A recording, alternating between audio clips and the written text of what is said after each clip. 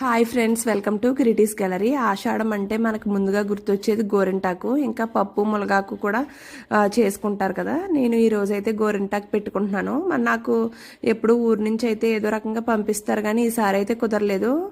అందుకని మా ఫ్రెండ్ నా చేయి చూసి ఇంకా పెట్టుకోలేదని ఆవిడకి కొంచెం ఉంది అనేసి కొంచెం రుబ్బింది ఇచ్చారన్నమాట.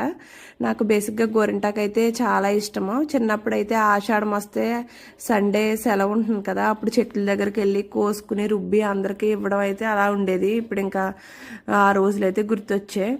ఇంకా ఈ గోరింటాకు వల్ల చాలా లాభాలు అయితే ఉన్నాయి. ఏంటంటే స్త్రీలకి గర్భాశయ దోషాలు అయితే తగ్గుతాయంట ఇది పెట్టుకోవడం వల్ల. అలాగే ఇప్పుడు వర్షాకాలం స్టార్ట్ అవుతుంది కదా, ఈ వర్షాకాలంలో వచ్చి ఇన్ఫెక్షన్స్ కూడా తగ్గుతాయంట.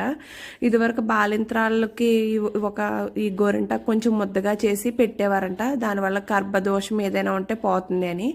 ఇంకా ఇది వేడిని కూడా తగ్గిస్తుందంట. అందువల్ల